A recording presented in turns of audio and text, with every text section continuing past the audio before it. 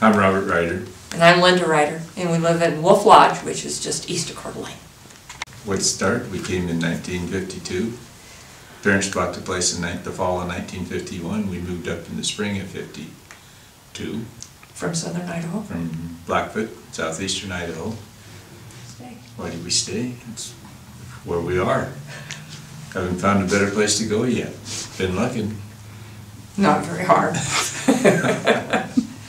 And I grew up just east of Coeur d'Alene in the Rose Lake area, so over top of 4th of July Pass. So I've been here my whole life too. We rode the bus to town, and they just consolidated the school districts. Otherwise, I would have went to school an eighth of a mile away from the house, onto Wolf Lodge Creek Schoolhouse. I just missed that by a year or two. And I went to school at Rose Lake.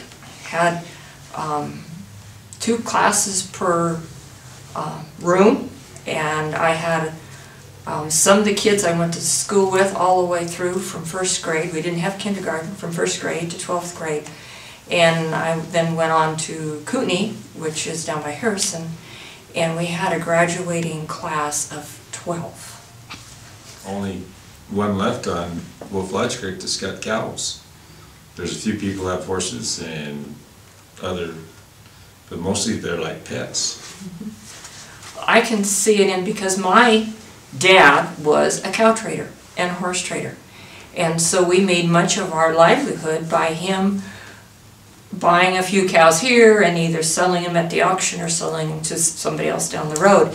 And living over in the Rose Lake area, a lot of his business was done towards Harrison, down the valley that direction, or up in the Silver Valley, where a lot of people would have 80 acres, 160 acres, be a miner or a logger, and then have a few cows as well to supplement their income.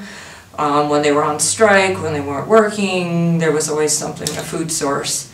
And so all those little farms are non-existent anymore. You won't hardly find any of them, but man, there were a lot of them back then. Yeah, those are challenges, but getting people to get along.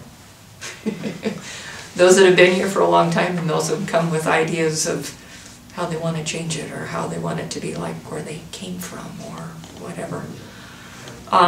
People come here because they like the natural resources that we have, the open spaces that we used to have on the prairie that is now covered, which is sad. And I think we're seeing a point where people now are realizing what they're losing.